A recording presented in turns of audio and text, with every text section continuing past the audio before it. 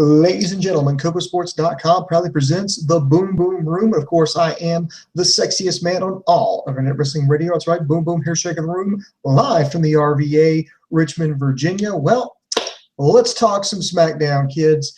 Of course, down here in the comments section, like we do each and every review here, tell me what you thought about the show.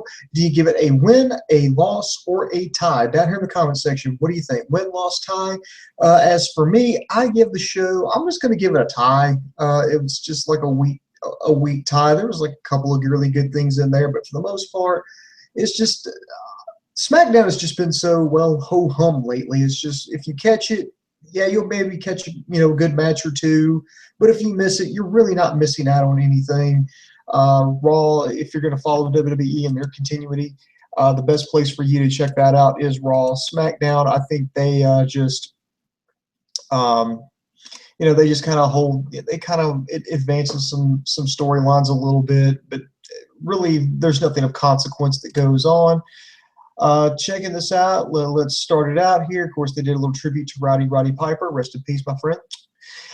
Then next we had Roman Reigns open the show. Take two. Roman Reigns opened the show, talking about his feud with Bray Wyatt, talking about a tag war coming up. It's going to be the Wyatt family versus Bray Wyatt and Dean Ambrose at SummerSlam. Rusev comes out and interferes because this was the upcoming main event for the evening. Rusev talking about nobody wants to hear you talk. I'm going to go down there and talk. And then, of course, Roman Reigns is like, oh, what are you going to do? Talk about how you've got your new girlfriend dressed up like your old girlfriend. They kind of just kind of went back and forth, but nothing really happened. Next, we got our first match of the evening. It was the New Day. Of course, that is Big E, Kofi Kingston, and Xavier Woods taking on the primetime players and Mark Henry. This would probably be good if they hadn't done this about, I think they did this match about 2-3 weeks ago. I think it's maybe 3 weeks ago they did this. So they're not much to it. It was pretty much the same formula as their last encounter. The New Day takes an early lead over the primetime players and Mark Henry. They start dominating. Eventually the faces get the hot tag. Titus O'Neil cleans house. He does a beautiful overhead toss of Kofi Kingston onto Mark Henry. Mark Henry catches him, hits him with the world's strongest slam. The good guys, get their hands raised. So congratulations to them. I'll say this about the tag team division in WWE. It's better than what it has been in recent months. But right now, I just don't think there's anybody that's really, really dominating. I'm glad that they've put some more effort into it. But right now, I just want to see a little bit more from the tag team division. Next, we got to, in my opinion, this led to the match of the evening. We had started out Charlotte versus Naomi. And yes, I guess I could use this opportunity to talk about the little name scandal, because they were wanting to call Charlotte, Becky, and Paige the submission sorority. Well, for those of you who don't have the dirt sheets, and well, chances are you do. You just want to hear me say it because you want to giggle and laugh at me laugh at it like a little schoolboy. So you know what? We're totally gonna fucking do this. It turns out apparently nobody at Titan Towers has Google, but everybody else does. Because when people were looking up Googled submission sorority, it took them to a pornographic website called Haze Her. Basically, it features young ladies pretending to be in a sorority, subjecting other young ladies to other acts. I'm pretty sure you can fill in the blanks there in your head. And it was reported that overnight the traffic for that website went up 56%. In fact, even the company is owned by the site is actually owned by a company called Bang Brothers or Bang Bros. Their subscriptions actually went up 35%, and they're wanting to send Vince McMahon a thank you basket. And I wonder, was it going to be? Is it going to be a fruit basket? Are they going to give him some DVDs? What are they going to give him? I'm thinking if it's a fruit basket, they're probably going to put nothing but bananas and peaches in there. Oh, yeah, I got one in there. So I think it's safe to say that they're going to dump the submission sorority angle. But now WWE they're talking about revealing this actually came out, I think, late last night or early this morning. they're talking about now they're going to call the group PCB, basically standing for Paige, Charlotte, and Becky. I think they could have done a lot better than that because, I mean, it was just so unimaginative. I think you could have gone a little crazy. You could have gone with, some suggestions. I'm just going off the top of my head. It's like, if you're going to talk about worse, submission sorority. If we were a real sorority, we'd be called Dealt a Lot of Pain. Okay, too cheesy for you. Why not just something simple like Team Punishment? I think that would work. We punish our opponents. We're submission experts or pressure point. I mean, there could be a lot of things, or you could maybe try to work the word Trinity into it or the triad, some kind of, triple threat. I think that one's kind of come and gone. And I know I probably don't want to go for the Revolution because I don't want to go back to the WCW days. But that's where that stands. I think the only out whoever came up with that idea is like, dude, you came up with a name that's sent links to like a porn site. I guess the only out that guy would have is, well, I don't go on the internet looking for pornography. Well, okay, because who's going to say shit? Who's going to be like, well, how dare you don't go on the internet looking around for pornography? So I think who's ever did that's going to get that. They've got egg on their face, but I think their best excuse could be like, well, I didn't know. I don't go around looking for pornography on the internet.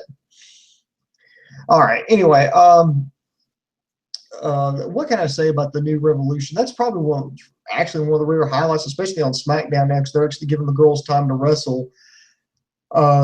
You can watch this because, I mean, you can watch Charlotte, Becky, and Paige because they're literally wrestling circles around all their opponents. Charlotte obviously looking good in there. She eventually locked in the figure eight on Charlotte. The figure eight. Charlotte locked the figure eight onto Naomi. Let's just pretend all that made sense. Sasha Banks runs in to save her teammate. This calls for disqualification. Then the Authority changed the match. So Mike Chioda quickly told the ring announcer that per the Authority, I was going to turn into a tag team match. Charlotte and Becky versus Naomi and Sasha Banks. This wound up being a pretty good match. This went, I think it went just shy of 15 minutes because, I think it went over like 3 segments if I remember correctly. I know that I think they had 2 commercial breaks in between this match. I think that's also including the initial match between Charlotte and Naomi. And if you count that match, that's over 15 minutes worth of women's wrestling. That's more women's wrestling than they did in 1 month, 6 months ago, back around January, February. They never did this much. So anyway, Team Bad gets the win right there. Naomi rolls up Charlotte with a handful of tights. Naomi gets the win. I want to see if they can follow up with this on Monday Night Raw. Then next we had Zack Ryder versus Stardust. Not much to this. I guess they're promoting, trying to build up Stardust for his big showdown at SummerSlam against Neville. Stephen Amell, who plays Oliver Queen or Arrow on the CW show Arrow, is supposed to be at Raw this Monday. I want to see how this works out. I'm thinking it's just going to be a regular match between Stardust and Neville. I think these guys are 1-1 against each other. This is going to be the rubber match. They're going to bring in Stephen Amell, I guess, to be in Neville's corner because I don't think they're actually going to have Stephen Amell wrestle a match. He's he's in shape. I've seen through the CW. I like Arrow on my Facebook, so I always get all these updates. And they had one where that showed Stephen Amell. It showed his workout. He does like a lot of not CrossFit, but where you do like free running, where you just run around and just go off everything. He's in just like amazing shape. So I think that would be. I think he could hang him, but I think at the same time it's a smart move just to keep Neville there and try to get some cross promotion, build up everything there. So not much to it. Stardust hits the Queen's crossbow for the win. And then we get to the main event, Roman Reigns versus Rusev. It started out with a stare down, quickly got into a little bit of a brawl there. goes to the outside. Reigns hitting that drop kick onto the ring apron. Superman Rusev caught Reigns with a super kick. He followed up with a Superman punch. Summer Rae came in to get involved, but then Lana came down, and those two started fighting, and she walked away. Rusev hit another side kick. Rusev missed his next kick, but Reigns hit the spear. That was good enough for the pin and the win. They showed Reigns celebrating. Then the Bray Wyatt, or excuse me, Wrestling Renton presents Bray Wyatt. He showed up on the Titantron. He was warning Roman Reigns about, watch what you wish for, and you want to do family versus family. Well, I welcome the war, and it goes out with that.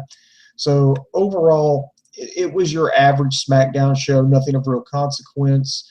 The opening you can skip. The six-man tag, if you saw it 3 weeks ago, you saw this match, so you can skip that. The Divas, in my opinion, is the only thing really worth watching. Zack Ryder versus Stardust was just filler.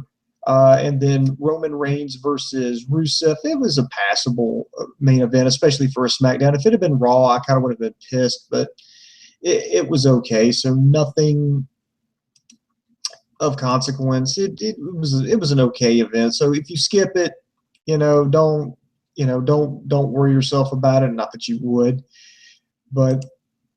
And if you catch it, just watch it. At least watch the Divas match, and you should be fine. That's going to do as far as the review goes. I also want to say congratulations go out to Rosa Mendez. She tweeted this week that she is expecting a baby girl in February of 2016. Jordan Elizabeth Shubinski, I hope I'm pronouncing that correctly. Turns out Shubinski is I'm